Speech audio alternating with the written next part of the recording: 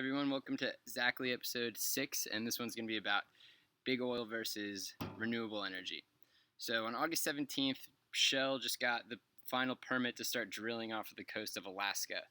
And this is a problem because the idea that we still need to be using fossil fuels is completely a lie, and we're being robbed.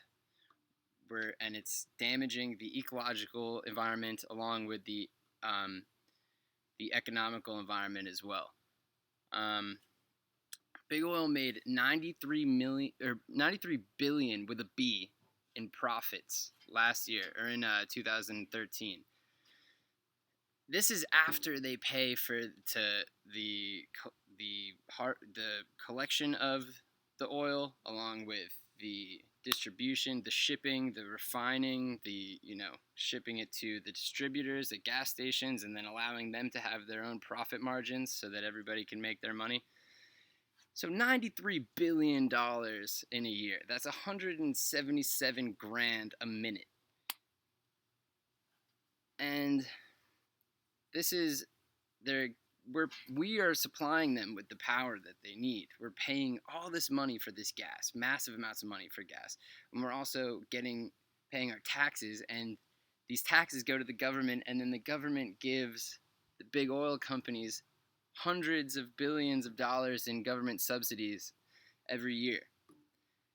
And the reason they can pull this off, they're getting tax breaks too.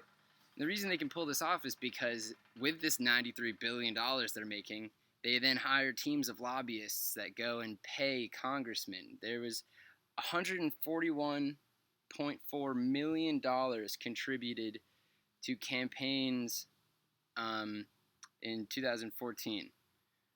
I believe, in 2014. And this money is going to congressmen, senators, presidential candidates, governors, you name it. And they're all getting paid so that they'll pass legislation that benefits the oil companies rather than benefiting the general American citizen. So, instead of using these fossil fuels, we need to start shifting over to using renewable energy. The truth is, energy is extremely abundant. You all know the concept of supply and demand. There's a huge demand for energy. We need energy for our cars. We need energy to heat our homes. We need energy to light our homes. We need energy for a lot of things. But the fact of the matter is, there is so much renewable energy available that there would be such an abundant amount of energy that it would be cheap and it would be clean. It would be accessible, way more accessible to the average person because of how cheap it would be, and it would also not be harming the environment. So it would be sustainable, and it would empower the people to have access to the energy that they need without being robbed and without giving these companies $93 billion in profits a year. So when's the last time you paid for air? When's the last time you paid for the air you breathe? You never pay for that shit. That's because it's everywhere. It's so abundant that nobody can make money off of it. So everybody has access to it. Imagine if somebody could monopolize the supply of air, which could happen if the oil companies continue and we get pollution to be that bad. I'm sure. Have you ever seen the Lorax? They sell air, and that's it's a funny idea, but it's totally possible in the future. The funny thing is, we're building these nuclear reactors and stuff to harness energy from atomic energy, from nuclear energy. But the fact of the matter is, there's if you look right up there, that thing up there called the sun is a huge nuclear reactor. There's nuclear fission happening in that sun all the time, and in 40 minutes, the amount of energy that hits the Earth from the sun in 40 minutes is enough energy that the world uses in a full year. And the funny thing is, this is where the energy has been coming from. You see all these trees? You see me sitting right here? All the organic energy in my body and the energy in these trees originally comes from the sun. The sun comes down, hits the trees that produce photosynthesis. Then we have animals. These are the primary producers. And then you have the primary consumers, which are the animals that eat the plants, and then we eat the animals. And this is where the energy has been coming from. So if we could tap into that energy, then in communities, then we would have all of this energy at our disposal. That wouldn't be, it would be cheap, it would be accessible, it wouldn't be fueling big oil, big corporate corruption. And this is just one of the sources of renewable energy. We have geothermal energy. You ever seen a volcano go off? That's just a tiny peak of the kind of energy that is held in the earth, just right beneath our feet. Gasoline is the energy comes from the heat and combustion of the compounds in gasoline, and all this heat and pressure and stuff is all right in the earth. And if we could tap into that, that's another source of almost endless renewable energy.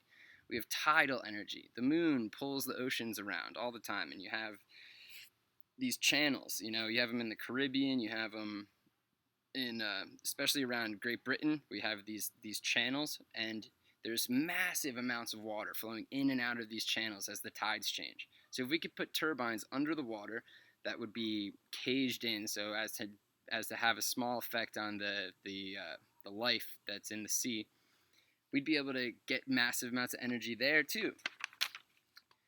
So you get the point, basically. There's so much energy that's renewable that is at our disposal that we have access to. And I mentioned that the government is getting the big oil companies are getting hundreds of billions of dollars in subsidies every year, whereas renewable energy is only getting about 11 billion in subsidies.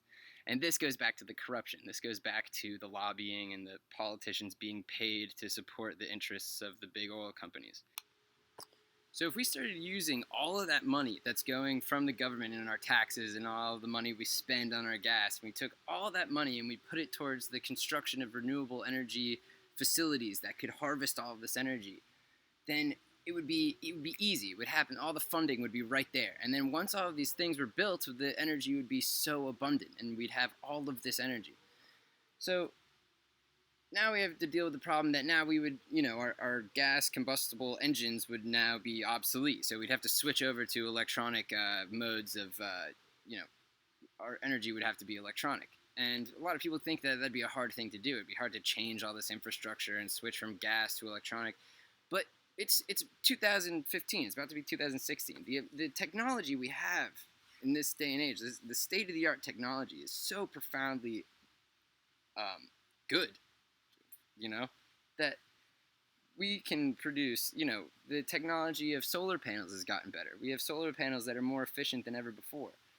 We could easily put our scientists into working on projects that could create high-performance electronic vehicles. We wouldn't be sacrificing the performance of our vehicles.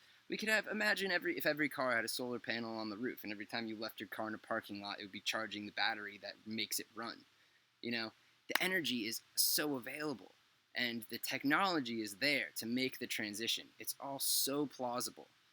And, the truth is, we can't wait for the government to start funding these projects. It's not going to happen because the government is being paid off by the big oil companies, and the big oil companies are making $93 billion a year. And I think they're making more now, and they have tax breaks, and I already went over all that.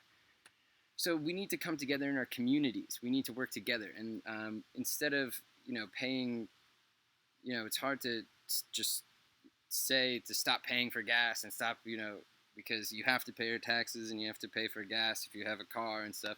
But if we can come together and we can put the money into these projects in our communities, then we'd have publicly owned renewable energy facilities that would be harvesting renewable energy publicly. It wouldn't be privately harvested in order to be sold at a profit. It would be a community thing because the sun, nobody can claim to own any of the energy. Even gasoline, it's like a natural resource. It's not something we should be using because it's harmful.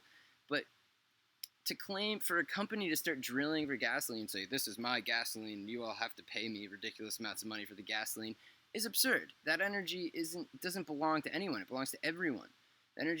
Everybody should have access to energy. So if in our communities, if we were to come together and start building these publicly owned facilities to harvest this renewable energy, then the result would be that we would have access to dirt cheap, clean energy. And everyone would have all the energy they need for cheap, and we'd be able to we'd stop harming the environment, We'd stop fueling the disappearing of the middle class and the ridiculous wealth distribution. I don't know if you saw the video I did on the wealth distribution. And it would change the world for the better. It would be this is something that needs to happen. If it doesn't happen, then we're just moving closer and closer to the extinction of our species and the destruction of life on our planet as we know it. So this is an important issue, to say the least. So you should be talking about this. You should be talking to your friends about this. Some of my numbers may have been a little bit off in this video, so if you want, you can go ahead and do your own research. You can, make your own videos, write your own articles, do whatever you want to do, but we need to start talking about this because it's a life or death situation at this point. So that has been Zactly the Truth. Hope you guys have an awesome day. See you next time.